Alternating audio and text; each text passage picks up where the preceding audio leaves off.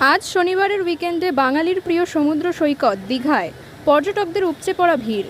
সাধারণত আগস্টের এই সময় এবং সপ্তাহের শেষে ওল্ড দীঘা থেকে নিউ দীঘা সর্বত্রই প্রচুর মানুষের সমাগম ঘটে। বিশেষ করে দীঘার নবনির্মিত জগন্নাথ ধাম মন্দির চালু হওয়ার পর থেকে পর্যটকদের আকর্ষণ আরও বহুগুণ বেড়ে গেছে।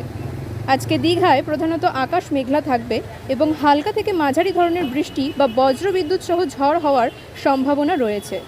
সমুদ্রের জোয়ার ও উত্তাল ঢেউয়ের সময় অতিরিক্ত ঝুঁকি নিয়ে স্নান বা ঘোরাঘুরি না করার জন্য স্থানীয় প্রশাসনের পক্ষ থেকে পর্যটকদের সবসময় সতর্ক করা হচ্ছে।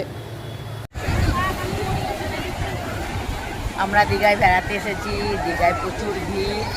আমরা এই দীঘা সমুদ্রতে এসেছি, খুব আনন্দ হচ্ছে আমাদের দীঘায় এসে। আমরা ভীষণ এনজয় করছি। আর আমরা এখন কোথাও যাচ্ছি না, দীঘায় এসেছি। দীঘায় প্রচুর ঢেউ এখন। আমরা শনি রবিবার এখন প্রচুর ভিড়। আমরা ভীষণ আনন্দ করছি, এনজয় করছি। আমরা দীঘাতে ঘুরতে খুব ভালো লাগছে। ছুটির সময় ভালো আনন্দ করছি।